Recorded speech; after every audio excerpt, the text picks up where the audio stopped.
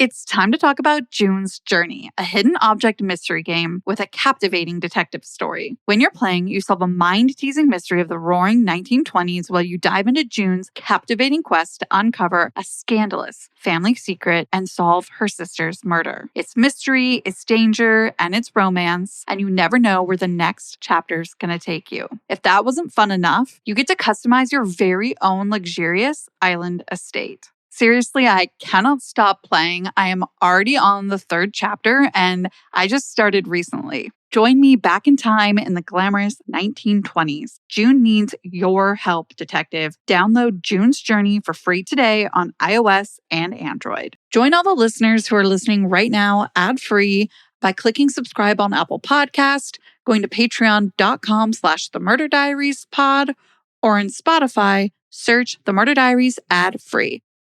Welcome to the Murder Diaries. I'm Natalie. And I'm Paige. On July 9th, 1993, Stephanie Wasilishin's eldest daughter, Nikki, was awoken from a deep sleep. The 10-year-old had gone to bed around 11 p.m., and by 2 a.m., her world had turned upside down as she was shaken awake by police officers. The officers told her to get up, get dressed, and get out of the house with them. There had been an altercation, they said. Her mom and boyfriend had gotten into a fight. The officers escorted her from the house and tried to shield Nikki. But she saw more than any child should ever have to. For this episode, we were so honored when Nikki Wasilishin agreed to sit down with us to help us understand the events of July 8th and 9th, 1993. The events that led to her mother's untimely death. And to share her understanding of the investigation. This is Stephanie Wasilishin's story, as told by her daughter. Used to think it's in my head, but I'm walking with the dead. During my conversation with Nikki, she started by sharing some details about her mom's upbringing. Before we get into that, though, it's important to note that those who were close to Stephanie called her Stacy. But for this episode, we'll be calling her Stephanie because it's her legal name. And we want to make it easy for anyone looking for the case to find it. So just keep that in mind when you hear clips of my conversation with Nikki. She refers to her mom as Stacy. But Stephanie, Stacy, they're the same person. Stephanie and her twin brother Stephen were born in 1961 near Chicago. Tragically, though, Stephen died before his first birthday. She was a twin, and her twin brother will die 7 months after birth from the measles, and that will prompt my family to move from the Chicago area, which is where my mother was born in 1961, to the Phoenix area. Don't know what drove them to Phoenix in the 60s, but it was the immediate distaste of the police because they didn't want to transport little baby Stephen because of the measles, because of the 60s. It was a big epidemic. So that is essentially why he died. So my family has never trusted the police, starting from there. Measles is a highly contagious disease, and a vaccine wasn't developed until 1963. As per the World Health Organization, before the vaccine was developed, the measles caused approximately 2.6 million deaths worldwide each year, and complications were most common in children under the age of 5. According to a letter written by the Wasilishin family that was published in Berwyn, Illinois newspaper The Life on February 11th, 1962, an ambulance was called to transport a very sick baby Stephen to the hospital.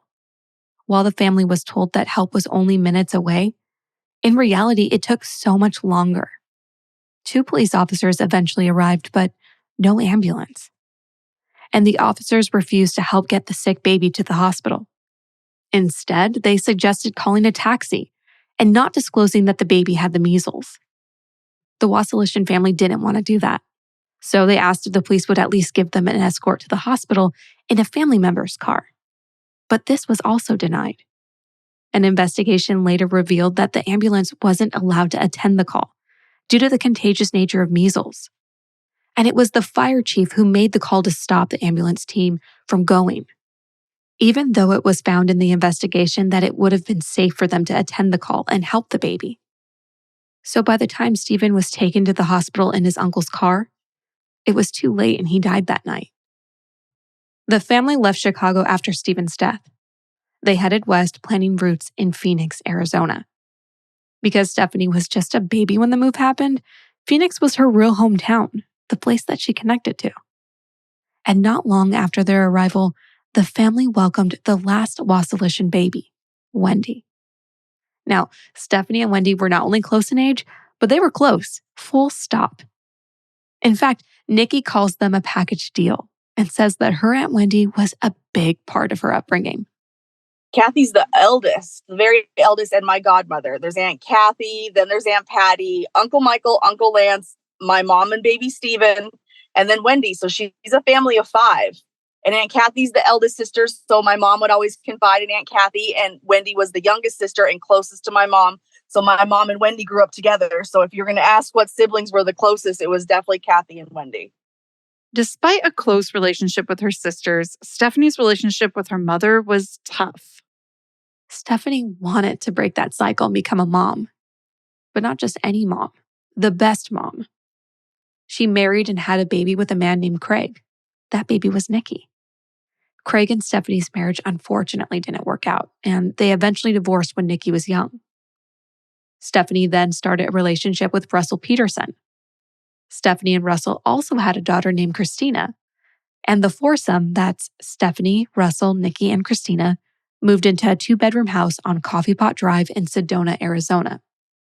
The house was surrounded by trees and those iconic Sedona red rocks. Stephanie worked as a pastry chef at Pietro's restaurant, which wasn't far from her home. Russell worked there as well as a chef. In retrospect, my mom never wanted to be a lawyer, a doctor. She never wanted to go and be a business. All she wanted to do was have babies at very young age, because she didn't have a really great lifestyle with her mom. I mean, essentially, grandma was really mad that mom survived and baby Steven died, and she was really mean to my mom growing up. So she wanted to give what she never had, and she gave that to me. And for 10 years, she was able to have that little perfect life before she was taken. So to take away this and to stop rambling, who my mom was a homemaker. She loved to bake. She loved to garden. She loved to make herself beautiful. She was very proud of herself. And she really just wanted children. Sadly, Nikki told us that she didn't see her sister very often after her mother's death, due to them being raised by their respective fathers. I got to grow up with my sister for 3 years until my mother's murder. After my mother was murdered, she went with her dad. I went with mine, and we lived separate lives. To be honest with you, she's kind of a stranger. We hardly know each other. Because Nikki lost her mom at such a young age, she has trouble putting her memories of her mom into words. But she tried her best for our interview, and for that, we're so grateful. Here's what she had to say. I don't know much about my mom because I lost her at 10 years old, so I'll tell you what I know of her. I know that she always wanted kids and had 2 abortions before me, and at 19, she finally had me, and she wanted a family so bad, and I was her little baby dolly, and she was always dressing me up. And baking, she loved to bake and always baking great things and giving me the beaters, and she was a clean freak. This is something I always neglect to mention in podcasts, but she was obsessively clean. Even my dad will bring up the fact that he couldn't drop his underwear on the ground, and they couldn't be there more than 20 minutes before my mom was over there obsessively scooping it up and then at him about keeping stuff clean. And he'll always bring that up. And then I always fondly remember, God, I hated the fact when she made me, we used to scrub the walls as a kid because she was OCD clean. Nikki does clearly remember her mom fostering her love of reading, always making sure Nikki had the latest Goosebumps book to devour. Okay, so my mom was that cool mom in her late 20s and early 30s. And when R.L. Stine was popping off, she made sure that her daughter had the newest one that was fresh off of the release, on the release stand every month. Because those were coming out every 2-3 months at that point. And I always had the newest edition. I would come home and it would be on my bed or something. She encouraged me to read, and she was proud of the fact that I liked to read. Stephanie also ensured Nikki was dressed in trendy clothing, emulating 90s TV wardrobes. Though they didn't always see eye to eye on hairstyles, and it was a source of contention between them, something that Nikki now looks back on and laughs at. I was always very proud of the fact that my mom would get me the coolest. Plus, my mom was so hip, and I was kind of a nerd. Like, I'm still kind of a nerd, but she understood trending before trending was a thing. And in the 90s, like Melissa Joan Hart and Sabrina Teenage Witch, Like that aired like in real time when I was 9, 10 years old. And my mom made me watch Nickelodeon and made me watch that because she knew that was cool. And she would dress me like Melissa Joan Hart. She made sure that I went to school like the little Dolly. And I would get so mad that she would spend so much time on my hair. And I hated yanking on my hair and the brushes and the curls. And I get really resentful. And I would go like days without brushing it myself as I got older. And as punishment, she did this twice to me. She would take me to the barber shop and cut it off like a boy and tell me if I didn't want to look like a girl and treat myself like a girl, that I could look like a boy. And I remember being so devastated. And if you see pictures of me in 1993, right before and right after her murder, you'll notice that Nikki had short hair. When I asked Nikki to speak about the events leading up to her mom's death, she told me she's an open book. Because she knows the more she talks, the more listeners will hear her mom's story, and maybe she'll finally get answers from the police and from a court. So Nikki recounted for us the summer's day that would be her mom's last. And despite it being the middle of summer in Arizona, she recalls the weather as pleasant and not too hot. And as with all 90s kids on a nice day, she was told to go outside and play with her sister. Kids entertained themselves for hours outside back then, and Nikki and her sister were no exception. It was actually July 8th, 1993 was the middle of summer in Sedona, Arizona, so it wasn't that hot. So we were playing inside, outside. Nikki remembers that her mom came home from work, started drinking, and then called her sister. My mom got off at, 5, 6 o'clock. I don't remember that day, but I'll never forget the night. So I remember my mom was on the phone. She was really pissy that day. She started having some beers. I'm 10, my little sister's 3. We're coloring. We're playing hide and seek. We're running around. I've got a dog, a cat. We're doing what little kids do. We've got the attention span of a squirrel. So I don't know what we were doing. We were all over the house. But I know that we were making enough noise that my mom kept yelling at us to go to our room, go outside, be quiet. It was all night long because we were bugging her because she was making big plans. I didn't know this at the time. But she will come home from work. She'll start cracking beers and call my aunt at, 7 o'clock or something. I have the time. I have the phone bill with the timestamp, but she will to my aunt about why she's unhappy. Russell's going out of town that weekend. He's taking some of our Disneyland money for that summer to buy the plane ticket. And, he's not giving her what she wanted. She was supposed to have a babysitter that night. And so her sexy plans fell through for that night. So she's on the phone to her sister about it, just angry. Stephanie's phone call to her sister wasn't the only one she made that evening. She called Nikki's father, her ex-husband, Craig. Nikki explained to me that her mom and dad had wanted to get back together, but the timing never worked out. Once she's done to my Aunt Wendy, she calls my dad. And it was this is at 8:06 on July 8th, 1993. And this is the turning point. This is where my mom's fate is sealed because she calls my dad. And on this night, my dad has said that once my mom left my dad for Russell, it didn't take very long for her to want to come back. But my dad had a new girlfriend. And he had told me that she kept trying to come back, Nikki, but I always had a new girlfriend. But on this night, July 8th, 1993, my dad had a big empty house. And when my mom called him to, my dad was like, "Hey, Stacy, my house is empty. Betty left. Bring the girls back. I got all these empty bedrooms." And that's when the plan started to go in motion. So this went from like a little 20-minute session, to asking about money or whatever it was that my mom and dad talked about, to like full on like making plans. And then my dad has attested for 30 years that there was dirty talk. Like my mom was extra super vulgar on the phone while making these plans. And it was done by 10:30. She's calling my aunt back. And in the case file, my aunt is even quoted as saying on the second phone call, "Stacy's happy." Don't know why Stacy's happy, because Wendy and Stacy don't talk about it because Wendy and my dad don't get along. So my mom never told Wendy that she was making these plans. She's just happy. Around 11 p.m., Nikki walked up behind her mom as she sat on the couch, the TV on and a candle flickering in an otherwise dark room. She remembers telling her mom she had walked the dog and brushed her teeth, which she hadn't. Those little white lies kids tell their parents to test the boundaries. Nikki then wished her mom goodnight, not knowing it was the last time she would ever give her mom a hug and a kiss. And I went to bed at 11, and I remember hearing Russell come home between 11:15, 11:30. That's the last thing I remember as a 10-year-old. Next thing I know as a 10-year-old, it's 3 hours later. I don't know what has happened, but there's cops in my room and they're waking me up with a flashlight. And they're like, get dressed. Your mom and Russell got into a fight. They're telling me that there was an altercation. This is the part of the story that Nikki can't help us to understand because she was asleep. She said she gets asked this all the time, how she didn't wake up. And that's due to the layout of the house, with her bedroom being separated from the others sleeping in living areas. This is a question I get all the time. How were you able to sleep through 2 gunshots, an altercation and 2 gunshots? The Sedona home is a 2-bedroom home. So my mom and Russell got the master, and then they gave my little sister, 3-year-old Christina, her own bedroom across from theirs. And then that means that they converted the garage on the other side of the home, which was down 3 steps. So it was actually basement level. So the cops had to come downstairs to come find me. There was 2-bedroom doors shut when the cops found me. They had to open 2-bedroom doors. So I heard nothing. And I was 10. I was a hard sleeper. So that is why I was on the other side of the house and knew nothing. Nikki was kind enough to share the autopsy and police reports with us, so we were able to use those to fill in the gaps.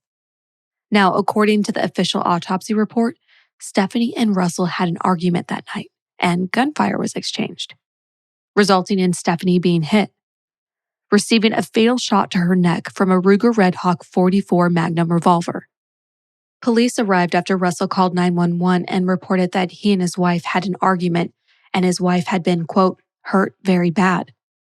As a quick aside to our listeners, Russell and Stephanie weren't legally married, but they occasionally referred to each other as husband and wife. This is where things start to get fishy. According to Fox 10 Phoenix, this 911 call was placed at 1:40 a.m., nearly 30 minutes after the fight took place. When the operator asked him to elaborate, Russell said that Stephanie had been shot, but he didn't know who shot her, saying that maybe he fired the gun or maybe she shot herself. The dispatcher then gave Russell CPR guidance while police and EMS were dispatched. Officers arrived at the Coffee Pot Drive home at 1:43 a.m. and entered through the unlocked front door. They called out and announced their arrival. When Russell exited the bedroom, the officer noted his hands were covered in blood and he was still holding the cordless phone to his ear, listening to the dispatcher. Russell led the police into the bedroom where they saw Stephanie, wearing a green nightshirt sprawled on the bedroom floor and surrounded by blood. To the officer's surprise, 3-year-old Christina was on the bed telling the officers, "That's my mommy." She was quickly whisked out of the room, although clearly not before she had seen the worst thing a child could ever witness. She was very close. The altercation, the fighting is what woke her up. So by the time my mom fell to the floor, like she was already standing by the end of the hall. It is debated on whether she actually saw him kill her or whether she just saw her fall to the ground. Regardless, in her interrogation, which you have in the case file, she'll tell the investigators at least 13 times that Poppy killed mommy. Police couldn't find a pulse, and when the paramedics arrived, they said that there was nothing they could do. Stephanie was just 32 years old. The officers continued to survey the room, noting a large caliber gun on top of a leather holster near Stephanie's body by her right shoulder. There was blood on the edge of a corner table, and just above that was where the bullet had lodged into the wall and was still visible. One of the investigators wrote in the police report, "Upon further examination of the scene, I noticed a gold-colored neck chain under Stephanie's right arm, her left arm bent and partially under her body, and a much smaller piece of a similar gold chain near the doorway to the bedroom." Russell was informed that Stephanie was dead around 2 a.m., and police took an initial statement immediately. In his statement, Russell says that he was at work until around 11 p.m., and when he got home, Stephanie was on the phone to Nikki's father. Russell included in his statement that he had been accepted to a cooking school at Cornell University, and Stephanie was upset that he had bought the plane ticket. Thankfully, in our conversation with Nikki, she was able to elaborate further on this. It turns out that the family was saving for a trip to Disneyland, and Russell had taken some of that money set aside for the trip to pay for his plane ticket to the cooking school, which explains why Stephanie was so upset. In his statement, he continues saying that Stephanie was the one who had got the gun out during the fight and shot at him first, saying she was going to blow his head off, or words that were similar. Russell said that After the bullet missed and went into the living room wall, he got up and somehow the pair got from the hallway where she was standing into the bedroom, which is where Stephanie was eventually shot. As mentioned earlier in the episode, Nikki was awoken by the police, and she recalls the events of those early morning hours. She told us that despite the officers' attempt to get her out of the house quickly, she saw Russell sitting on the couch covered in blood before being walked out to a waiting police car. I don't argue. They escort me from my home, and the cop that's escorting me is trying to block me from what I'm seeing, but I'm 10 and I'm wondering, so I'm looking all over the place. And there's lights on everywhere. It's not dark anymore like it was when I went to sleep. And right where I said goodnight to my mom, in the same spot on the couch, my mom's not there anymore, but there's Russell. And I'll never forget it because this is the last time I was in my house too. There was blood on his hands, dude. I specifically remember blood on his hands, and he was rocking and talking real fast. And there was cops standing all around him. And that took probably about 15 seconds to get me from my bedroom door out the front door, and me seeing that. And then they put me in the cop car where I'll find my 3-year-old, almost to be 4-year-old little sister. And she's saying, "Poppy killed mommy. Poppy killed mommy. Poppy killed mommy." And she's excited. And I'm just getting in the cop car. That's not what the cops told me. I'm 10. I'm a reader. I'm logical. I'm going to believe my authorities. And I tell my sister, that's not what happened. I remember reasoning with her or attempting to, that's not what happened. And I don't know how long I attempted to reason with my sister before they finally bring out Russell Bennett Peterson. And I remember while I was in the cop car with my little sister, and I just saw, as a little kid, cherries and blueberries. And that means the cop lights, and I could see them everywhere. I know there was more cop cars. As an adult, Nikki is in disbelief about what happened next. Why, when they brought the suspect out for murder, it's a domestic violence altercation, they treated him more like a victim than the perpetrator and put him in the car with the little children. First of all, he either had my mom's blood on him still, or they had him wash his hands and wash off evidence in the sink. Either way, is that proper police procedure? I'm forever traumatized because of that. And that, in a nutshell, is July 8th, 1993, going into July 9th, because I'll go to bed at July 11 p.m. on July 8th. And by 2 a.m., they're pronouncing her dead and escorting me from my home 3 hours later on July 9th. So it's a 2-day event for me, kind of. Russell was read his Miranda rights just after 3 a.m., but was allowed to stay sitting with the children until he was questioned again. You already know that that's the sound of another sale on your online Shopify store. But did you know Shopify powers selling in person too? That's right. Shopify is the sound of selling everywhere. Online, in-store, social media, and beyond. Shopify POS is your command center for your retail store. From accepting payments to managing inventory, Shopify has everything you need to sell in person. With Shopify, you get a powerhouse selling partner that unites your in-person and online sales into one source of truth. Track every sale across your business in one place and know exactly what's in stock. Connect with customers in line and online. Shopify helps you drive store traffic with plug and play tools built for marketing campaigns from TikTok to Instagram and beyond. Get hardware that fits your business. Take payments by smartphone, transform your tablet into a point-of-sale system, or use Shopify's POS Go mobile device for a battle-tested solution. Plus, Shopify's award-winning help is there to support your success every step of the way. Do retail right with Shopify.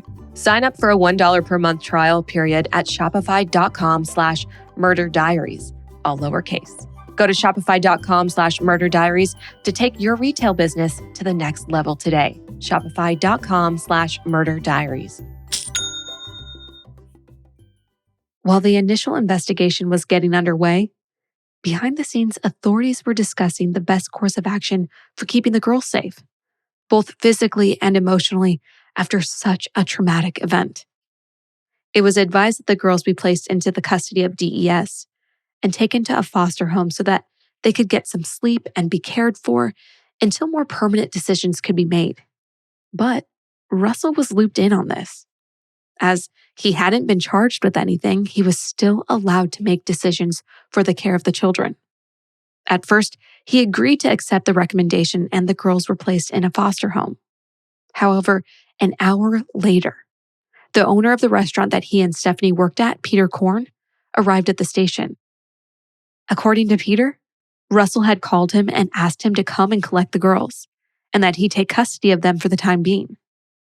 As a part of the investigation, Peter and others who worked with Stephanie and Russell were questioned.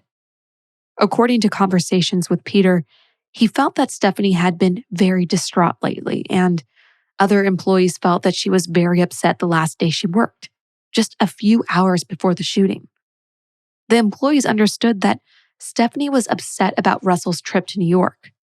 Peter said that without wanting to badmouth Stephanie, it seemed like the relationship between the pair was argumentative, and from his perspective, Stephanie was the instigator. In his eyes, it seemed as if Stephanie was unhappy about the high priority Russell's work took. And since they worked together, she took her frustrations out on him at work in front of the other employees. According to a police report, Russell said that he couldn't imagine Russell shooting Stephanie, but he could believe that she would take her own life. Russell Peterson was officially questioned a few hours later, where he repeated a similar story to the one he told to the officer he spoke to at the house. But in this new interview, he said that he and Stephanie shared a bottle of wine on the couch before the pair started to argue. First about the lengthy conversation she had with her ex, and then about the 2-week trip Russell was about to take to New York. He said that he was sitting in the middle of the couch when Stephanie shot at him. A detective's report points out wood splinters on the walkway in front of the home, a hole in the living room wall, and a hole in the curtain. Russell then said he followed Stephanie into the bedroom, and she said that she was going to kill him before a struggle for the gun ensued. He said the gun went off and Stephanie fell to the floor. Russell said he panicked, took the gun from where it was laying and put it back into the holster and then back onto the shelf where it lived. He said 15 to 20 seconds later, he rethought his action and placed the gun back on the floor. He then went into the bathroom for a while, even after seeing Christina standing in the hallway. And when he went back to the bedroom, he said Stephanie was still on the floor where she fell, so he called 911 at that point to get help. Russell wasn't the only person interviewed that night. Little Christina, at just 3 years old, was interviewed about what she saw. Holding the stuffed dog toy officers had given her as a comfort, she recounted what she saw that night. According to a police report, Christina told the police that she was asleep, then woke up and saw her father kill her mother. More questions were asked, and Christina said she didn't exactly see the shooting, but she saw her mom on the floor bleeding, presumably just after she was shot. She saw Russell take a gun out of the closet after her mother was already on the floor. Christina said she just heard one gunshot. After the police interview, Russell was let go. Christina was placed back in Russell's custody, and Nikki went to live with her dad. The sisters would see each other that next Christmas, and then not for a while after that. Nikki said she never got a follow-up with her sister about what she said in the back of that police car, that Poppy killed Mommy. The official investigation was still ongoing, and the medical examiner's report would provide a lot of information that could have assisted with bringing charges. According to the medical examiner Philip E. Keene, Stephanie died instantly as the bullet severed her windpipe and spine. A small mercy to know she didn't suffer. The gun was pressed to her neck, as indicated by the contact wound. There was an exit wound, which was to be expected as the bullet was found lodged in a wall. The autopsy also revealed that there was a small fracture inside the right portion of Stephanie's skull and a contusion to her right arm that was recent but not necessarily from the night of her death. As for her blood alcohol, that was 0.17%, which is just twice over the legal limit. There was gunpowder residue on her left hand and none on her right. But here's the thing. Stephanie was right-handed and did everything with her dominant hand. And her hands were bagged at the scene to preserve the evidence. All of this physical evidence led the medical examiner to conclude that Stephanie's death was a homicide. And the report says, the character of the wound is such that it is a contact wound, and the presence of gunpowder residue on the left hand is more consistent with deposition in a defensive posture than with any self-inflicted injury, whether intentional or otherwise.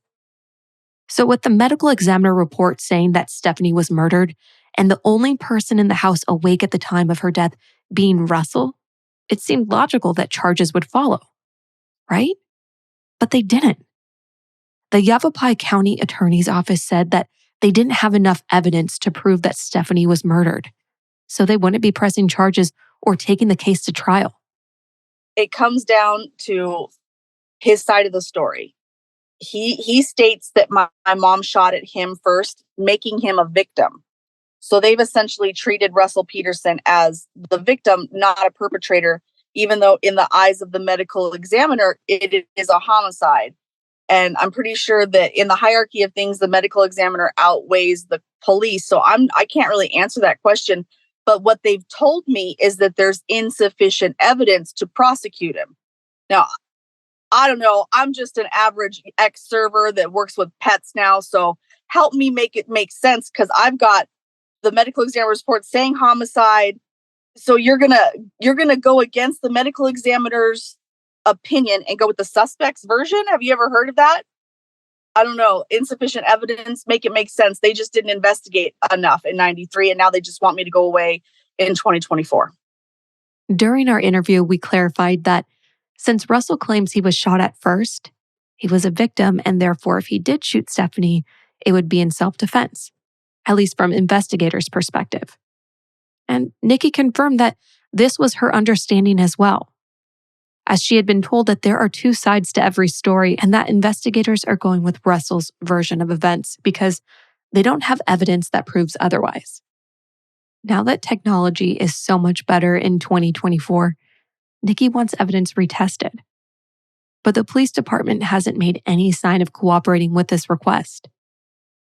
Nikki and Christina finally took that Disneyland trip that Stephanie was saving for around a year after their mother's homicide, thanks to their Aunt Wendy.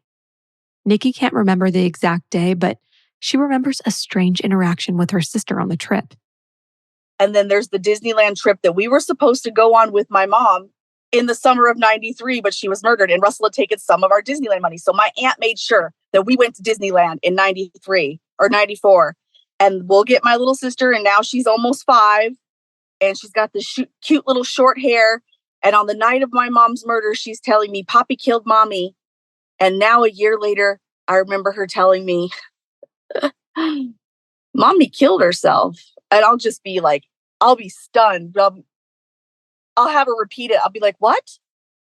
And she'll repeat it a whole bunch, just like on the night of the murder. Poppy killed mommy, but now she's repeating, Mommy killed herself. Yeah, mommy killed herself. Mommy killed herself. You may remember when we told you about the 911 call, Russell was unable to say how Stephanie was wounded, but he suggested it was either an accident or self-inflicted. However, neither was an option given by the medical examiner in their report. And it was just the most horrifying experience, because now I'm like 12, 13, still a reader, but I'm into V.C. Andrews. Like, I'm into like the sex books now because I'm a young adult. So I fully know that mommy did not kill herself. And I go and I tell my aunt what happened. And it became such a ruckus that Russell will end up keeping Christina away from us for like another 10 years because he's actively brainwashing her. She'll run away from him at the age of 14. Nikki did reconnect with her sister, which we'll share more about that reunion later in the episode. But at the time the sisters reconnected, Nikki recalls a conversation with the woman Russell married about a year after Stephanie was killed. Here's what she had to say about it. I honestly don't remember talking to her as a 14-year-old about our mother's murder, but I will talk to her stepmother, Diane, who had married Russell a year later and had a son with him. And she will tell me that in the year that she was married to Russell, he will confess his crimes to her, that he will start laundry, he will take a shower, make those phone calls before he calls 911. I've told the Sedona Police Department about her. It's hearsay, apparently. Nikki shared that she thinks her mother's case was mishandled from the get-go, and an inexperienced department is partially to blame. This is something my aunt told me in all her investigations. The Sedona area was policed by the Verde Valley Police up until 1989. So that means in 1989, the Sedona Police Department is formed. They build their building, they hire their force, they train their people. You do the math. 4 years later, my mom is murdered. So my mom's homicide was probably one of the first ones that the Sedona Police Department actually investigated. They dropped the ball from start to finish. That's what they're covering up now. Nikki has struggled for the past few years to find answers and to have her mom's case reinvestigated. Before Nikki, her grandma and aunt, Stephanie's mom and sister, were digging into the case. Nikki knew her aunt continued to search for answers, but her grandmother's involvement was a surprise to Nikki. When I hooked back up with my aunt after decades of not talking to her, and I sat down with all my aunt's paperwork and we got into my grandma's original 93 case file. And my grandma's been passed for, 6-7 years now. And I saw her looped cursive that signed my birthday card every year. And I saw her writing her questions and her theories on the side. I don't have any copies of those. I wish I'd taken pictures of my grandma's writing. My aunt has all that, but I about lost it when I saw how dedicated my grandma was, but never showed us grandkids what she was doing. I didn't know. I always thought that this was my aunt's obsession. I didn't know my grandma was that invested. And Nikki told us how time and time again she was shut out of the investigation. I started when I realized that they weren't going to investigate further. So in July of 2020, when I found out they were investigating, they only wanted to talk to my sister. I was ecstatic, but they never called me for comment or quote. So 5 months will go by. I'll try to track down the Sedona Police Department investigator. He will get back to me within a couple days, letting me know that he was transferred. This is the new contact information. I send another lengthy email about what I remember. Please help me to the new investigator. She gets back to me after November of 2020. And this is what set my ass on fire. It was this email and it said, "Hi, Nikki, I've been meaning to reach out to you. And I did have some questions pertaining to that night, but you already answered them. You were sleeping. You don't remember." And I just remember sitting back in my chair, realizing that they weren't investigating. They didn't want to talk to me. I had relevant information about what my dad knew. My dad's had the same story for 30 years. I was just blown away. Had I really watched that much true crime where they don't want to interrogate everybody involved? Nikki had a fire lit under her from that moment on. And she vowed to be like a dog with a bone until someone finally listened to her. She managed to get a hold of the case file, but it was a lot smaller than the case file her grandmother and aunt had. But here's the thing, she didn't know if the version she was given had pages missing because they had been lost over the years, or if information had been purposefully redacted. And I was so stunned that it was in November of 2020 when I wrote her back that I wanted the case file. So she was like, "If that's what you need for closure, by all means, here you go." She actually told me that. She gave me the email to the Sedona County records, and then here we go. Put your seatbelt on. Let's go for a ride that's like now lasted 2 years. I will get the redacted case file 3 weeks later, and what you will have what I have, which is 176 pages. Well, the Red Rock News has reported that my mom's case file is 400 pages. My aunt has 250 pages. So where's my other 75 at least, if not 225 pages? They have still not given me a complete case file. In the case file that you have, and which your copy of the autopsy report will be 6 pages. That is not a complete autopsy report. They left out page 6. I don't know if it was on purpose or not, intentional, why they left out page 6, the final summary of my mom's autopsy report, which clearly states that it was a homicide and her hands were up in defense. The explanation of the gunpowder residue present on my mom's left hand is deposition in a defensive posture. Then with any self-inflicted injury, whether intentional or otherwise, it remains the opinion of the pathologist that the manner of death is homicide. They left that out. I had to find that out by going and tracking down my aunt because I'm the 3rd generation Wasilishin woman in my family to investigate my mom's murder in 3 decades. It has been a horrible, horrible journey. And the only way I've gotten somewhere is by talking to people like you. Something that was notably missing from Nikki's case file was the phone records from the night of the shooting. Now, according to the phone records, Russell called 911 at 1:40 a.m.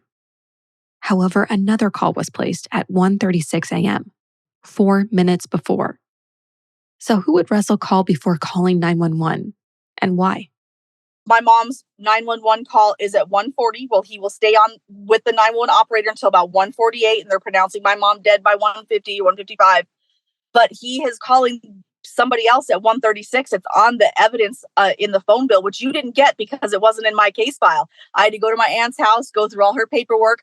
And from that night, the phone bill from that night clearly states that somebody from my home is calling Glendale, Arizona, and we matched up the number. He called his father, Kenneth Peterson, at 1:36, 4 minutes before he calls 911. So I know that he had at least 3 minutes to stage the crime scene. That I can prove.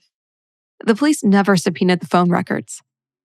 Instead, in a bizarre move, investigators asked Russell to bring the phone bill into the station, just whenever he could get it there. So, 3 months later, he took it in. To Nikki, the phone call at 1:36 a.m. is proof that Russell was up to something. They're getting hard evidence from the suspect himself that he's doing weird stuff 3 minutes before he's calling 911 for assistance. And then 3 weeks after that, in November of 1993, by then the county attorney is saying, we don't have enough evidence to prosecute. We need more evidence. So we're going to go ahead and say there's insufficient. We're going to decline prosecution. 3 weeks after they've got hard evidence in their hand that he's doing shady shit, they're saying that they don't have evidence at all. So I just want you to know about that. And what of the relationship with her sister Christina, whom she wasn't allowed to see grow up?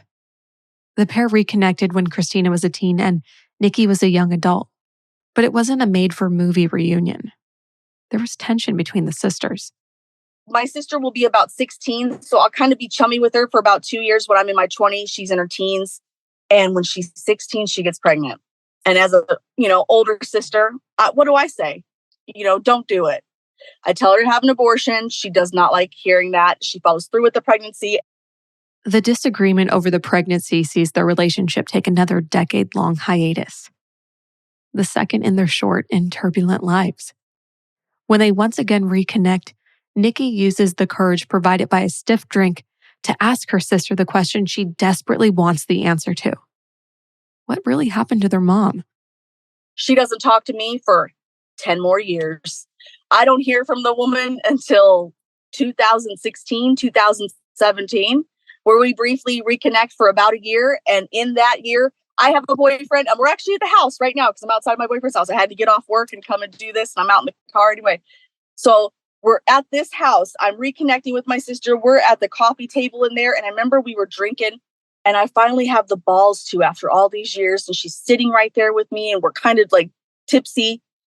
And I asked her about it. I remember she did not want to engage in the conversation. She looked down. She started shuffling her hands. She wouldn't give me straight answers. So I let it go. So I have never actually pushed it until July of 2020 when she calls me out of the blue and tells me that they're investigating our mom's murder and they want her help. Then in 2020, Sedona Police Department Sergeant Michael Dominguez agreed to take another look at the case. According to an article published that same year by the Red Rock News, his first order of business was to see if he could prove that a murder had occurred. Sergeant Dominguez told the publication, "Based on the evidence I see, there's more to the story than that of a suicide."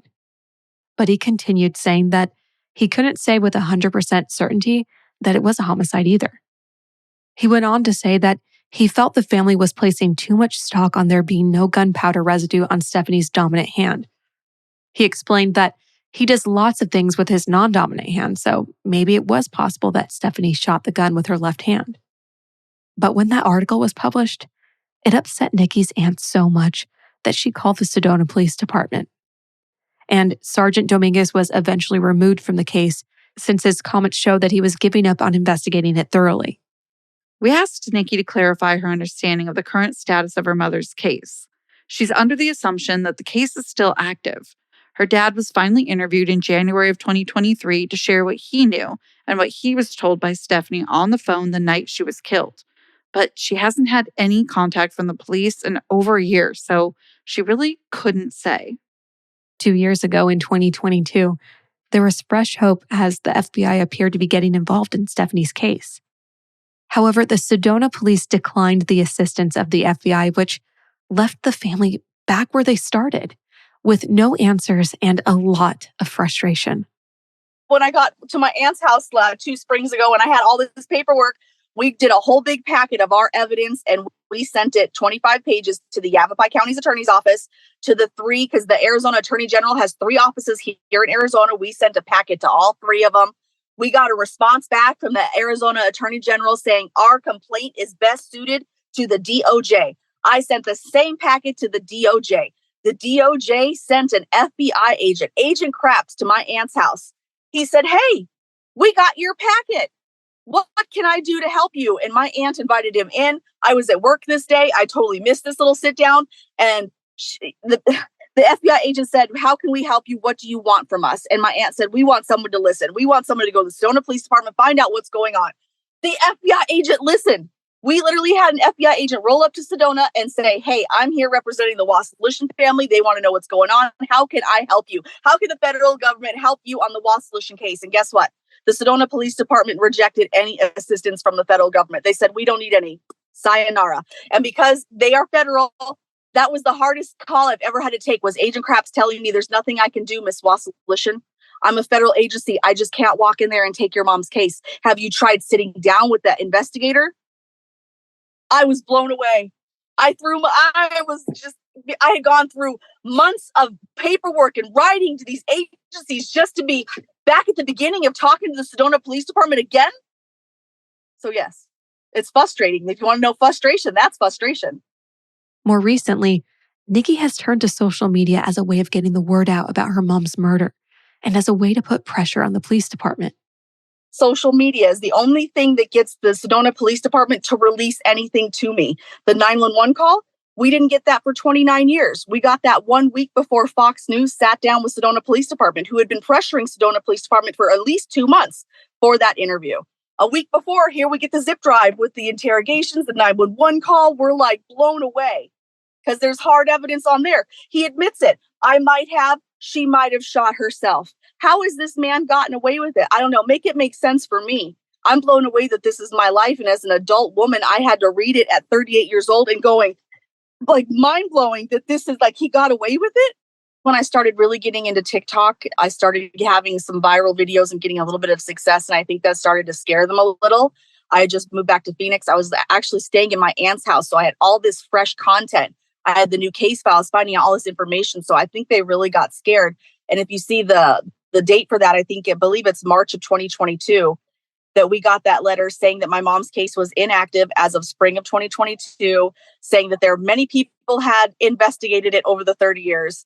They've tried to track down the suspect, and he has not been able to have been tracked down for comment or quote. It's been 30 years, so they can't make him talk. The fourth paragraph addressed the fact that my aunt and I were harassing the Sedona Police Department by our constant demands for a full case file, and our calls and my social media account was harassment. And the fifth paragraph addressed the fact that we have not gotten a complete case file, and they are working with old technology and working diligently to get us a complete case file. And that was dated for spring of 2022. We're coming up on spring of 2024. And hey, guess what? Nikki still doesn't have a full case file. The relationship between Nikki and Christina has been further strained by Nikki's appearances on social media and on podcasts. I don't want to get on the horn with her because she's essentially asking for my help because she's scared. I'm stubborn. Don't get on the horn. And the woman hasn't called me back since. That was July of 2020. So we're going on almost 4 years because now I've taken this to the world and she doesn't want to have anything to do with this. That's our relationship in a nutshell. And let's not forget about the only witness and suspect. Why hasn't he been brought in for more questioning? He's dodging the Sedona Police Department and Fox News. I mean, he was at his mom's house. We have done background searches. He's not hard to find. He's dodging. I know that the Sedona Police Department came down here and did a stakeout of his mom's house. They weren't able to track him down. He's findable. He is not DB Cooper. The man is not missing. He is in the greater Phoenix area. They could find him, but there's no reason to because they can't compel him to speak. So I guess you could just murder women. And if you wait long enough, guess what? You're in the clear. But as far as I know, there's no statute of limitations on murder in Arizona. Nikki wants justice for her mom, plain and simple. She wants the case heard before a grand jury so all the facts can be heard and hopefully charges can be brought. In the meantime, you can show your support for Nikki by following her on social media and sharing Stephanie's story. And this certainly won't be the last time you hear from Nikki because she won't be silenced and she isn't giving up. So first of all, follow me on TikTok, Nicole Wasilishin at 726, because that's where you're going to get daily updates. Oh my God, so much is going on. There's been like 25 podcasts, including the one you're listening to now, that have covered my mom's case. We've been on Fox News. Make sure to follow us on all of our socials at the Murder Diaries Pod. And remember, Stay safe. bye. Seeking the truth never gets old. Introducing June's Journey, the free-to-play mobile game that will immerse you in a thrilling murder mystery. Join June Parker as she uncovers hidden objects and clues to solve her sister's death in a beautifully illustrated world set in the Roaring '20s. With new chapters added every week, the excitement never ends. Download June's Journey now on your Android or iOS device, or play on PC through Facebook Games.